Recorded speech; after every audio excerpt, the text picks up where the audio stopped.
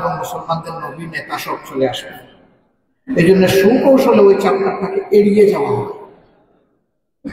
একেবারে অস্বীকার করতে পারে না বলে হযরত উমরকে নিয়ে আসা হয়। আর মুসলিম বিশ্বের দুর্ভাগ্য যে আমরা শিক্ষায়, জ্ঞানে, বিজ্ঞানে একসময় আমরা শ্রেষ্ঠত্বের আসনে ছিলাম, দুনিয়া আমাদের দ্বারা উপকৃত হয়েছে। এখন আমরা পিছনের সারিতে চলে গেছি। এখন আমরা দুনিয়ার আবর্জনা শুধু আমাদের ব্যাপারে দেখতে পাই, আমাদের ব্যাপারে ভালো কিছু দেখতে পাই। আর কতদিন এরকম চলবে?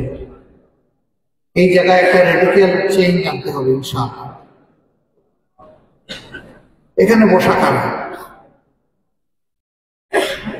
ডাইনে, বামে, সামনে, উপরে, আড়ালে।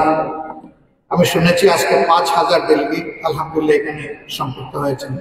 সবাই এই হলে অ্যাকোমোডেশন হয়নি, নিশ্চয়ই অন্য হলে তারা আছে বা অন্য ভেন্যুতে আছে, জায়গার পাশে। 6000। এখান তো আর 6000 হবে না, কম হয়তো বাইরে আছে। তারা কারা? আল্লাহ তাআলা যাদেরকে মেধার নিয়ামত দান করেছেন শ্রেষ্ঠত্বের ভিত্তিতে, আপনারা সেই বাগানের ফুল। আজকে হেলথ সিস্টেম রিফর্মে অনেকগুলো প্রস্তাবনা এসেছে, কিন্তু কার জন্য? প্রোভাইডারদের কথা এসেছে, কিন্তু রিসিভারদের কথা আসেনি। এটা কার জন্য?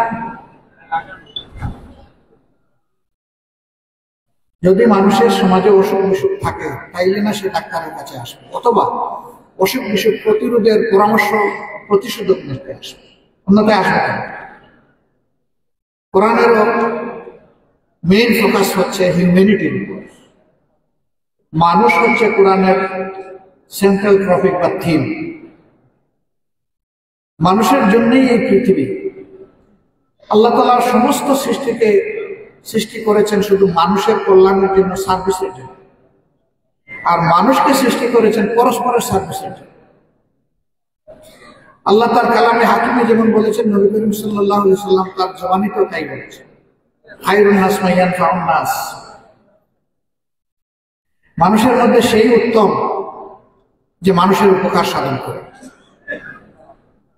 এখানে যারা বসে আছেন, এখন ইন্টারমিডিয়েটে সেই রকম রচনা আসে কিনা আমি জানি না, আমাদের সময় ছিল আমার জীবনের লক্ষ্য, মাই এইম ইন লাইফ। এর উপরে অনেকেই আমরা ইংলিশ এবং বাংলায় রচনা লিখেছি।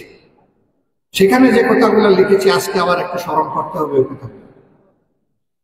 ওইগুলো ছিল বইয়ে আর্টিকুলেটেড কথা, যেটা আমি মুখস্থ করে লিখেছি। এখন আমার হৃদয়ে, কলিজায়, মগজে ওই রচনাটা আছে কিনা সেটা আমাদের পর্যালোচনা করতে।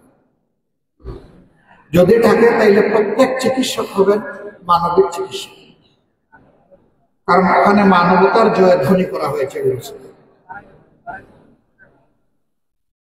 কার্যক্ষেত্রে আমরা সবসময় এটা পারি না, আমাদের ডেভিয়েশন আছে।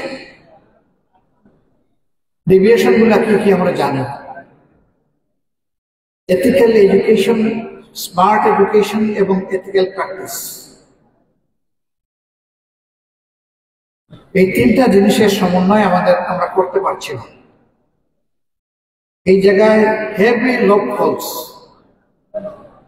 এই ছিদ্রগুলো বন্ধ করতে হবে এবং আমাদের দিয়ে শুরু হোক।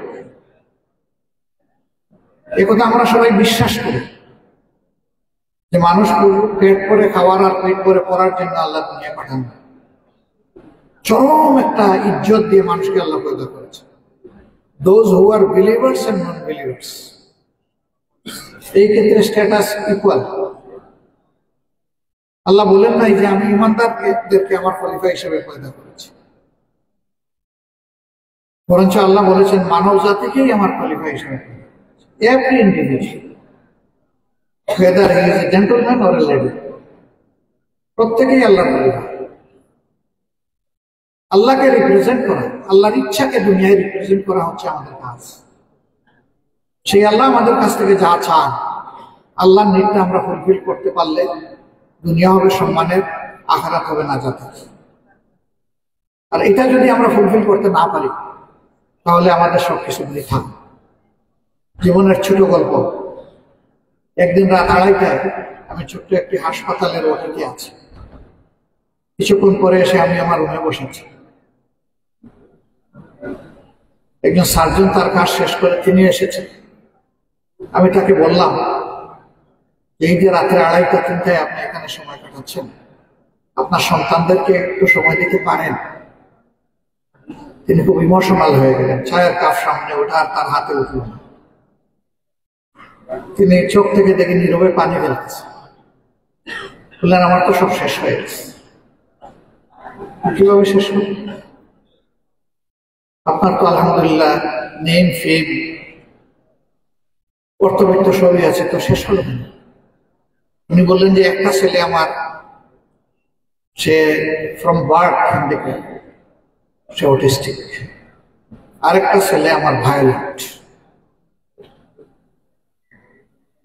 দুইটা ছেলে এখন আমার জন্য not asset, rather they are liabilities.